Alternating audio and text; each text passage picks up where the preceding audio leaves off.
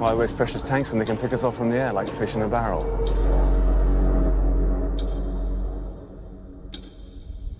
There are 400,000 men on this beach.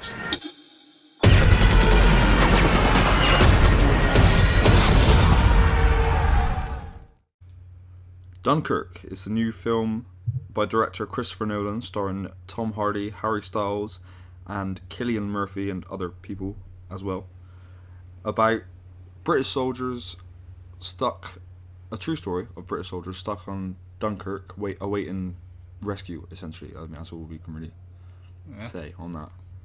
Billy, what did you think of this one? It was okay. I mean, this film, it's Christopher Nolan, so in terms of the direction, it was a beautifully shot film. But I didn't really think too much of the film, to be honest. It was alright. No, that's not all you have to say. Is this your review? Well, I mean, I thought it was fine. When there's a lot of scenes where people it's like supposed to be quite tense, where maybe somebody's drowning or they're stuck, and there's not really any character development in the film, so I didn't really care when these people were stuck in these positions. Like, I do care about the people that died in the World War, but yeah, in this film I didn't find myself caring, because it is a movie, so I feel like I need to. You want a bit more character development. Yeah, I wanted to be immersed into it. So when people are struggling, I'm like, oh no, don't die, Dave. Yeah, but I know what you mean.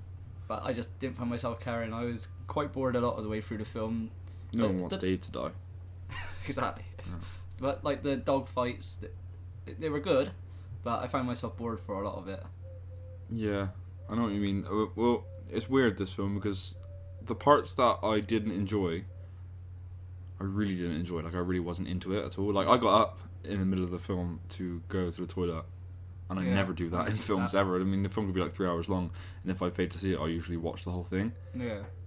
But that's how much I didn't really care on those parts. But then the parts that I was into, I was really into. Like, I was actually on the edge of my seat, like, wanting to see what happened next. But yeah, it's a weird one for me, because I'm like 99% certain that if this film was coming out and it wasn't Christopher Nolan, there would not have been the buzz around it. No, but I think it would have got some buzz, because just due to, it's a pretty epic film in terms of the way that it looks.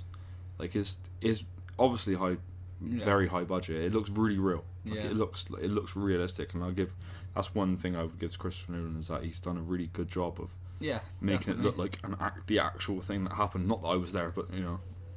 I mean, you need to go into it expecting a film based on the event rather than a film based on characters. Yeah. And maybe if I watched a few documentaries or something beforehand, maybe I would have went into it and enjoyed it more, because I would have known a bit more about it. Yeah.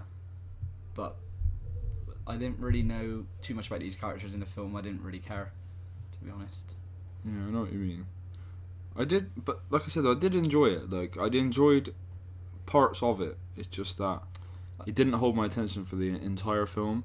And one thing I will say, though, is that the performances were really good in this film. I mean, not that they really... There wasn't a lot of dialogue. It was pretty much just action. They were good for what they had to do. Yeah. I mean, the only character that I can think of, off the top of my head, I don't know his name, but it's the old man on the boat. Oh, yeah. Yeah, he was the only one that... I'd say he had the most...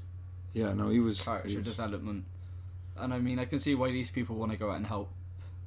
Yeah, I think I would have benefited a lot more from watching a documentary than I would have watched from watching this film. Because it is a really interesting story when you look into it. It's like British soldiers were trapped. They were literally trapped. And I mean, with a documentary, if there was, I know there wouldn't have been this type of scene, but if there was this kind of tense scene where somebody was stuck in a documentary, I would care more, because it's a real person in the film. Because it is an interesting, because considering it's true, and it's kind of... Yeah. Because I was watching something about it earlier on, actually, the actual thing that happened. And it was, the British soldiers were stranded, and the Navy ships couldn't get, the big ships couldn't get in because the shore was so low.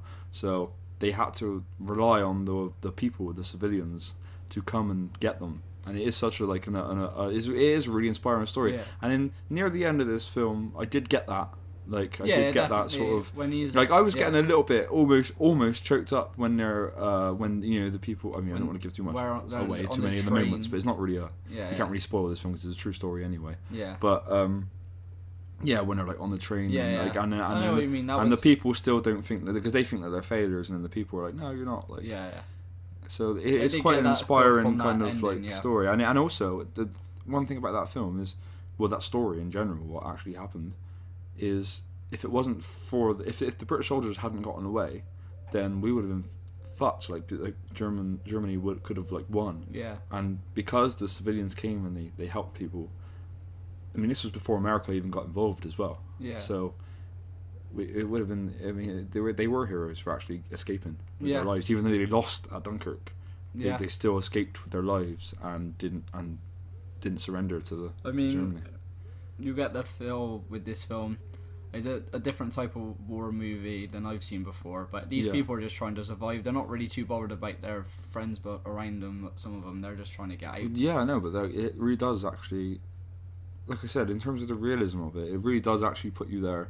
Yeah. For the most part. One thing I will say is it's surprising to see a war film. It's rare to see a war film nowadays with no blood. There's like no blood. I think that they didn't need it though. Like I think there was like one bit of blood in the film, and that was when that was on the boat when that kid got knocked over and whacked his head, and he had a little cut on his head. You can feel you don't need the gore because you can just feel the devastation around it. If you know what I mean. You don't need the blood. I felt that desperation and stuff anyway, and that fear without all the blood and guts. So that's one. That's a good thing. One good scene that I liked was what did we say his name was? Gideon Murphy. Cillian Murphy. Cillian Murphy. Killian. Okay, when they save him, it's not a spoiler, and he's on the boat and they're like, "Oh, we're going to Dunkirk," and he's like, "No, turn around." Like you can tell he's desperate just to get away. Yeah. But yeah, like I said, I wasn't a massive fan of this movie. I enjoyed bits of it. But it's a film that I get why people like it. I respect it as a film. I do think it is a good film. It's just not my. It's not something I'm going to revisit. Yeah. It's something I'm glad I saw, but if I'm ever going to revisit anything to do with that, I'll be watching a documentary about it. Yeah, definitely. I mean, or reading a book or something. For the look of the film and stuff, it's definitely somewhat that would be better watched on the big screen. Yeah, definitely. But I would also turn people away from it because I wasn't that into it. Comes down to personal preference, really. If you're into these types of films and if you're really interested in the war and stuff, and just you're into realistic kind of gritty war films, regardless, like if you're just into that sort of thing, then I would advise go and see it, because we went to see it with someone. She was really into that sort of stuff, and she really enjoyed the film, whereas we're not so much into like history. And I mean, when we were sat in the cinema, I had a little look around. There's quite a lot of older people there as well, and I'm sure they went in it and enjoyed it. And also, I think but I do think also, if you're just a fan of filmmaking in general, is a good thing to watch this film. Because Christopher Nolan, I mean, he doesn't really make terrible films, does he? He doesn't make bad films. It's still a good film. No, it was. He made one. I mean, we'll go into that another day. But there is one film of his that I really don't like, and there's one film that's massively overrated, and it begins with D. Well, yeah. But it's not Dunkirk. No, it's not Dunkirk. It's Dark Knight, right? It's Dark Knight and Dark Knight Rises. I don't like those films, but we'll go into that another day. If we actually had any listeners, I would get slaughtered in the comments right now. When a Batman film comes out, we'll review them all for us. Unfortunately. But yeah, I didn't really have too much more to say on the film. Tom Hardy, he didn't really need to be Tom Hardy in the film. I mean, they could have spent a lot less money. But that being said, I think I get why they didn't put him in. Why they did get him is because he's a draw. He's a box office draw, isn't he? Yeah. But they covered his face up for the entire film. Anyone could have played that. Yeah. I mean, they could have. To be honest, they could have had anybody play that character. I mean, I wouldn't be surprised if some of it isn't even Tom Hardy. I imagine he would. Yeah, it is, obviously. I'm just saying, if they told me, if they came out and said a lot of the stuff in the plane isn't even Tom Hardy, he's got a mask over his face for the entire thing anyway, I'd have been like, you could have fooled me. I don't know. Because he's not really. It's not a type of film in his parts where I suppose he needs a stunt double. He's just always in a plane. Yeah. So I imagine that's just green screen with him. Yeah, I would imagine so. I mean, I can't imagine that they're actually there's flying no a plane around. obviously, but I imagine that is like screen. They won't need a stunt double for his character. No. Yeah. But yeah, overall, good film. Wouldn't revisit though. No, I'm going to go see it again. It's just not my kind of film. I think it just comes down to personal preference. I don't think it's a bad film though. Well, Personally, yeah. anyway, I don't know about you. I can see why people like the film. Yeah. Especially if you're into war. But yeah, more of a film of event. I wanted to go in it, and I didn't have anyone to like. There's no main characters. So there's no one to lash onto. So when people are dying, I didn't find myself caring because they never gave me a reason.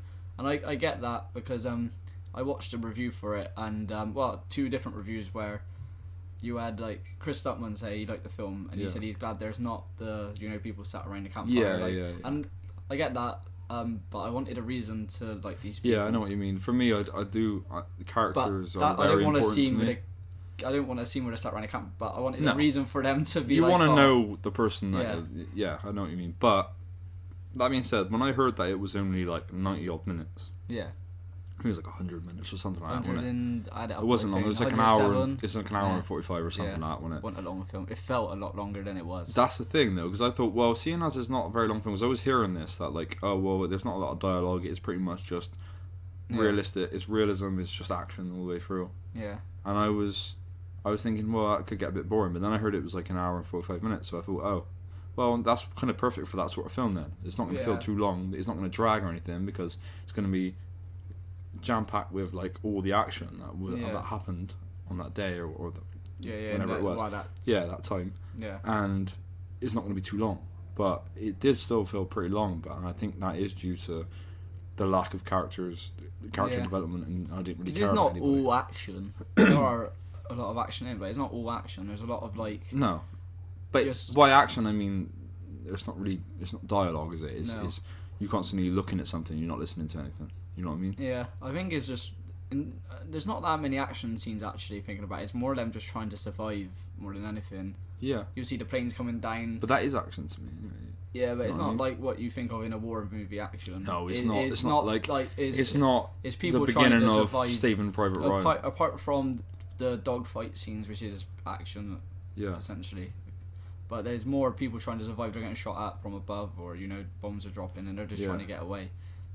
Yeah, they're just trying to get home. But yeah, I enjoyed parts of it. Parts of it I was kind of bored. We should give it scores. What are you going to score this film? So yeah, like I said, I wasn't that into the film overall. Could have done with more character development. It was a good looking film overall. Yeah, I'd give it a 6 out of 10. 6. A 6 out of 10. I think I'm going to go 7.9. 7.9. Because I respect the filmmaking aspect of it. Yeah. And I don't think it was bad. I think it literally just comes down to personal preference, and I'm not into those sorts of films. I'm not really big into war films anyway. Yeah. So let alone a war film with no characters. You know what I mean? So yeah, 7.9 I think is a respectable score. It's still a good film. I recognise that it's good, but it's just not my thing. So yeah, that was our Dunkirk review. If you're happening to listen to this, comment in the box below and let us know what you thought of the film. And if you actually do like this, subscribe, because we've got like 7 subscribers. We did have 8, but somebody didn't like us anymore. They thought, fuck this kid who's shitting on Spider-Man. But yeah, just let us know in the comments, because we haven't got many commenters, so we'll just respond and let you know. Yeah. See you next time.